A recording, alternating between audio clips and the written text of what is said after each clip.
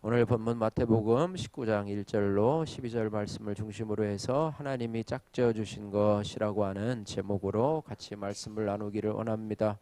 오늘 본문 말씀을 보면은 예수님께서 이 갈릴리를 떠나서 유대 지경에 이르렀을 때에 큰 무리가 따르자 주님께서는 그들의 병을 고쳐 주십니다.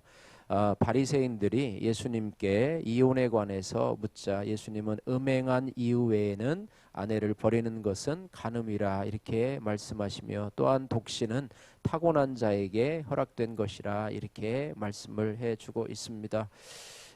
결혼에 대해서 말씀하시면서 특별히 6절 말씀에 보니까 그런즉 이제 둘이 아니요 한 몸이니 그러므로 하나님이 짝지어 주신 것을 사람이 나누지 못할지니라 이렇게 말하고 있습니다.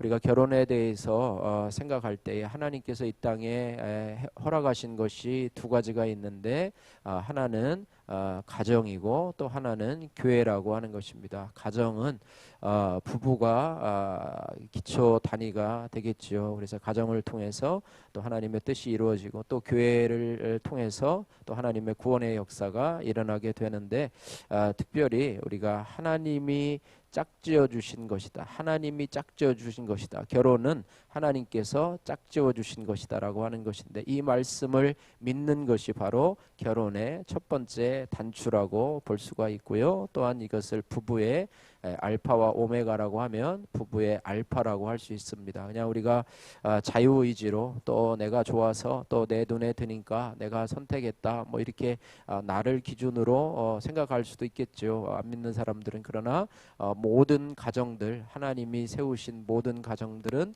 하나님께서 짝지어 준 것이다 라고 하는 기본적인 사실에 우리가 동의를 하고 살아가야 된다라고 하는 거예요. 그래서 하나님은 우리 두 사람이 만나기 위해서 창세전부터 여러 가지를 통해서 또 만남을 가져주셨고, 또 그 만남을 통해서 우리로 인해서 가정을 세워주셨다라고 하는 것입니다. 그러므로 그것은 사람이 나누지 사람이 할 수 없는 것이고, 하나님의 인도하심 또 하나님의 손길이 있었다는 것이고요. 또 하나 이렇게 부부가 만나는 것, 또 부부의 이 오메가라 마지막 단추라고 할 수 있는 것이 하나가 있는데, 그것은 사람이 나누지 못한다라고 하는 그 말씀이라고 하는 것입니다. 그래서 만나게 하시고 또 부부가 되게 하시니가 하나님이시기 때문에 하나님의 허락이 없이는 절대로 나눌 수가 없다는 것, 그래서 하나님의 명령이라고 하는 것입니다. 그래서 이 말씀은 절대 명령이고 절대 계명이라고 할 수가 있습니다. 그래서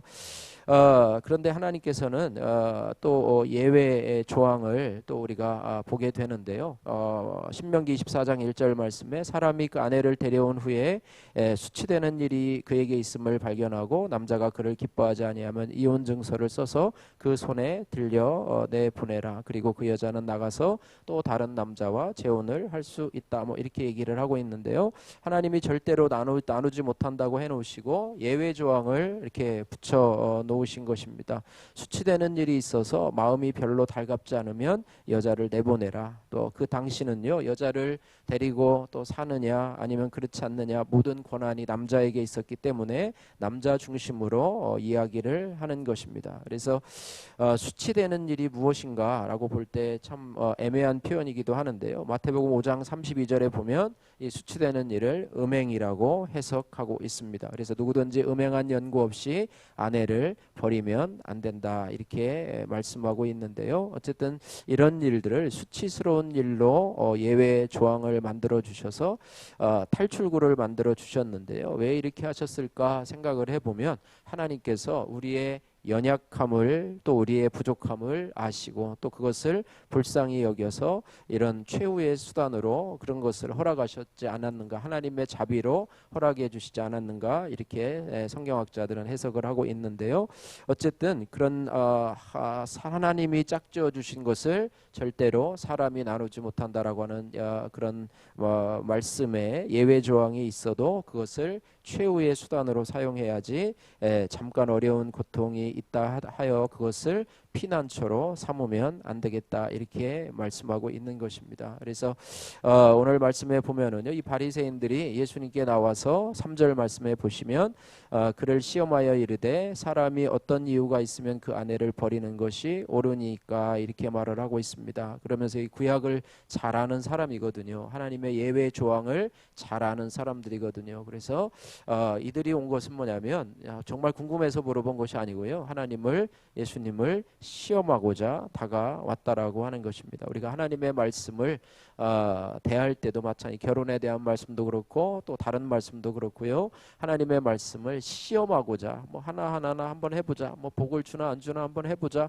이렇게 하면서 하나님 정말 그러나 안 오나 해보자라고 의심하는 마음으로 하는 이 바리새인들의 모습을 우리가 경계해야 한다라고 하는 것입니다. 그래서 우리가 이혼에 대한 질문을 우리가 생각해 보면서 우리가 특별히 결혼에 대한 부분을 생각하면서 또 요즘은 참 이혼이 많은 세대가 아닙니까? 요즘에는 결혼하는 사람보다 출생하는, 또 결혼해서 가정을 이루어서 출생하는 사람보다 이 사망자가 너무 많아서 우리나라 출생률이 뭐 OECD 평균에 있어서도 세계 제1위로 어저께 보니까 0.7명이 되더라고요. OECD 평균은 뭐 1.27 정도 이렇게 되는데요. 그러니까 이 결혼을 통해 결혼을 하지 않으니까 결국에는 출산을 하지 않고, 출산을 하지 않으니까 이제는 인구가 줄어들고, 나중에 뭐 몇 년이든가요 보니까 뭐 우리나라가 100만 명밖에 남지 않는데요. 점점 줄어서 100만 명밖에 되지 않고 이런 세대가 있기 때문에 결혼하고도 또 이혼하는 경우도 많고 또 성격이 맞지 않으면 그냥 그만두는 경우도 많은데, 우리가 하나님이 짝지어 주신 것이라고 하는 분명한 믿음을 갖고 살아가야 될 줄로 믿습니다. 그래서 그러기 위해서 우리가 꼭 기억해야 될 여러 가지가 있지만, 특별히 부부 생활하면서 중요한 것이 뭐냐면 서로 수용하는 것이다. 이것을 우리가 기억하면 좋겠습니다. 수용한다라고 하는 것은 뭐냐면 상대방에 있는 그대로를 받아주는 것입니다. 뭐 서로 좋아서 결혼했지만 상대방의 단점들이 드러나게 되고 또 그것을 고치기는 참으로 어려운 것임을 우리가 알 수 있어요. 그래서 상대방이 고치지 못하는 약점을 그대로 받아들이는 것, 내가 아무리 더 좋은 것을 원해도 그 사람이 해주지 못할 때에는 해주지 못하는 그대로 받아들이는 것이 수용이라고 하는 것입니다. 세상에 완전한 배우자는 한 사람도 없습니다. 그래서 완전한 남편도 완전한 아내도 없습니다. 그래서 불완전한 사람들끼리 만나서 한평생을 살아가는 것이죠. 뭐 만났다고 해서 완전해지는 것이 아니라 어쨌든 불완전한 사람이 서로 불안정한 대로 걸어가는 인생, 하나님을 의지하면서 걸어가는 인생, 또 서로의 부족함을 서로 보완하면서 살아가는 인생이 바로 이 결혼이라고 하는 것이고, 또 성경에서 보면 이 돕는 배필이라고 이야기를 해서 돕는 배필이다. 뭐 남자 또 여자분이 또 아내가 남편을 돕는 배필로 이렇게 삼는 경우가 있는데, 여러분 돕는다고 하는 것은요, 전통적인 해석으로서는 남녀 우월에 대해서 얘기를 했어요. 그래서 여자가 좀 더 약하고 또 남자가 우월하기 때문에 여자가 옆에서 돕는 배필로 이렇게 사용한다 이렇게 했는데, 원래는 돕는 자는 더 강한 자를 의미합니다. 그죠? 뭐 여자는 약하지만 어머님은 강하다라는 말이 있는 것처럼 어쨌든 돕는 배필로, 서로가 돕는 배필로 살아가야 되지 않을까 이런 생각이 듭니다. 그래서 상대방의 연약함을 인정하고 서로 수용하고 살아가는 것, 이것이 참으로 중요한 일이라 이렇게 생각을 합니다. 그래서 부부를 짝지어 주시고 하나 되게 하신 것은 하나님이 하신 일이라고 하는 그것을 우리가 기억하면서, 따라서 부부는 지음 받은 목적대로 서로를 위해서, 우리가 서로를 위해서 말씀을 묵상하고 또 깨달으면서 연약할 때 일으켜주는 돕는 배필의 관계가 되어야 될 줄로 믿습니다. 그래서 창조의 원리에 따라서 우리가 이런 삶을 살아가는데요. 특별히 10절에서 12절에는 이 독신에 대해서 말씀을 해주고 있는데요. 10절에서 12절 말씀 같이 한번 읽어보도록 하겠습니다. 제자들이 이르되 만일 사람이 아내에게 이같이 할진대 장가들지 않는 것이 좋겠나이다. 예수께서 이르시되 사람마다 이 말을 받지 못하고 오직 타고난 자라야 할지니라. 어머니의 태로부터 된 고자도 있고 사람이 만든 고자도 있고 천국을 위하여 스스로 된 고자도 있도다. 이 말을 받을 만한 자는 받을지어다. 아멘. 예. 창조의 원리에 따라서 이혼이 불가하다라고 하는 말씀을 들은 이 제자들이요, 그 무게를 느끼면서 차라리 결혼하지 않는 것이 좋겠다, 이렇게 제자들이 반응을 하는데요. 결혼의 목적은 우리가 행복이라고 얘기를 하잖아요. 그런데 우리 큐티인 우리들 교회에서 계속 얘기하고 성경적으로 얘기하는 것이 뭐냐면 결혼의 목적은 행복이 아니고 거룩이다, 이렇게 말을 하고 있습니다. 그래서 우리는 행복하기 위해서 결혼을 하고 또 그 결혼이 불행하면 우리는 이혼해야 된다, 갈라서야 된다, 뭐 이렇게 얘기를 하지만은요, 하나님이 짝지워 주신 것을 사람이 나눌 수 없느니라라고 할 때에 하나님 우리에게 불행한 가정을 허락한다 할지라도 그것이 나의 거룩과 구원을 위해서 주신 것이라고 한다면 이 가정을 끝까지 유지하면서 살아가야 된다, 뭐 이런 말씀입니다. 그래서 거기 보면은 참 힘들고 어려운 과정 속에서도 다시 가정은 우리가 지켜야 할 최후의 보루처럼 여겨서 그 가정을, 하나님이 주신 가정을 끝까지 지켜 나가야 된다, 이렇게 말씀을 하고 있는데요. 그러나 예수님은요, 독신에 대해서 이야기를 하면서 뭐라고 하냐면 모든 사람이 다 이 말대로 할 수는 없고 하나님이 허락하신 사람, 천국에서 난 고자라는 말을 쓰고 있는데요, 특별한 은사를 받은 사람은 결혼하지 않고도 독신으로 천국을 위한 삶을 살아갈 수 있다. 사도 바울이 그랬잖아요, 그죠? 사도 바울이 결혼하지 않고 또 주의 일을 열심히 감당할 수 있었는데요, 우리가 부부로서 서로가 믿음의 사람으로서 서로가 협력해서 주의 일을 함께 이루면은 좋지만 그렇지 않을 경우가 우리가 종종 있어요. 그럴 경우에는 내가 하나님을 향해서 독신으로 살면서 내가 주의 일을 마음껏 하겠다, 뭐 이렇게 한다면 뭐 그렇게 하는 경우도 많이 있습니다. 그러나 대부분은 정욕을 제어하지 못하기 때문에 이 결혼과 가정이라는 테두리 안에서 살도록 하나님께서 그렇게 보호해 주시고 또 인도해 주시는 줄로 믿습니다. 하나님이 예비하신 내 짝꿍이라고 하는 오연준 형제님의 이런 간증인데요, 큐티인 간증. 지체 장애가 있는 저는 키가 작고 몸집이 왜소한 편입니다. 그래서 남자로서 매력이 없다고 느껴 교제에 대한 열등감이 많습니다. 어른이 되면 저절로 결혼하게 될 줄 알았으나 지금까지 이뤄놓은 게 없어서 낙심하고만 있습니다.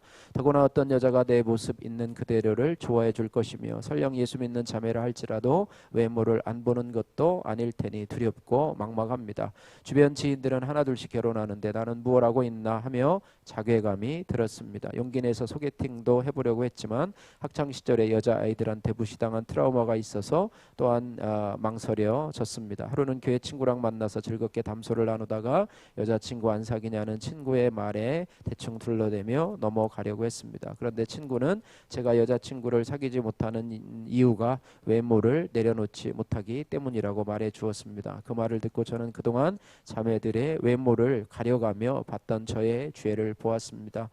모세가 아내와의 이혼을 허락한 것은 너희 마음의 완악함 때문이라고 예수님이 말씀하신 것처럼 저 또한 악하고 음란한 마음으로 자매들을 보았던 것입니다. 그리고 부정을 저지르지 않았는데도 아내와 이혼하고 다른 여자와 결혼하는 것은 간음죄를 짓는 것이라는 말씀과 같이 하나님이 예비하신 내 짝을 위해서 기도하기는커녕 어떤 자매가 나랑 어울릴까 하는 생각만 가득했음을 고백합니다.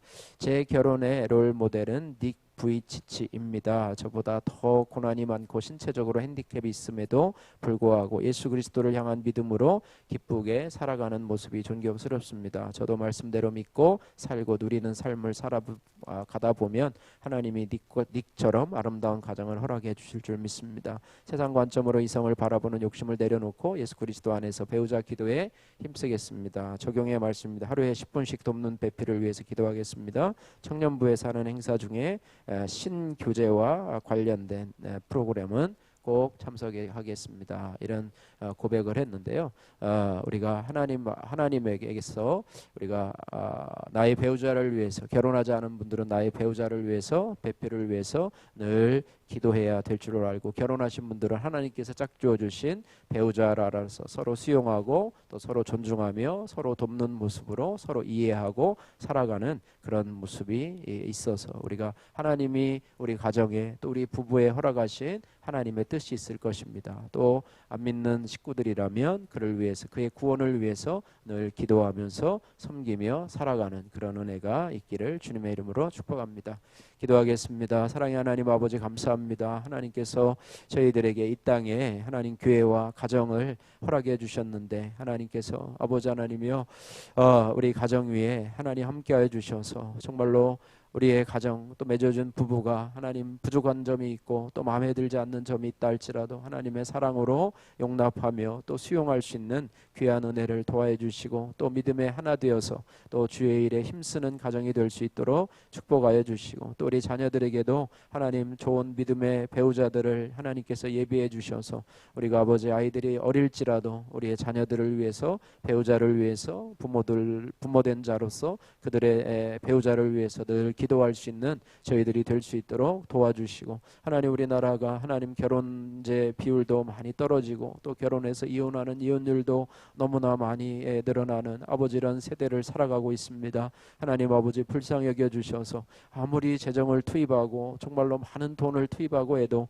출산율이 늘어나지 않고, 정말로 이제 대학교도 또 학교도 또 여러 가지 이로 인해서 정말로 경제활동 인구들도 점점 줄어져 가고 있는 아버지 이런 세대에 하나님 정치인들이 정신을 차리고 하나님 이러한 환경들을, 아이들이 마음껏 결혼할 수 있는 이런 환경들을 조성할 수 있는데 하나님 저들이 지혜를 짜고 또 국가 정책을 잘 활용할 수 있도록 주여 은혜를 베풀어 주시기를 소원합니다. 하나님 아버지, 또 우리 성도들 가정들 위해 하나님께서 함께하여 주셔서 또 믿음의 가정이 될 수 있도록 도와주시고, 안 믿는 남편들 또 안 믿는 자녀들 식구들이 다 주님 앞에 나와서 함께 예배하며 하나님의 영광의 도구로 쓰임받을 수 있는 귀한 은혜를 덧입혀 주옵소서. 우리가 부족할 때마다 서로를 위해서 기도하는 믿음의 아버지 동역자가 될 수 있도록 우리 가정을 세워주시고, 우리 자녀들도 믿음 안에서 하나님 아버지 믿음으로 걸어가는 귀한 자녀들 될 수 있도록 은혜 베풀어 주옵소서. 예수님 걸어가신 이름으로 기도드립니다.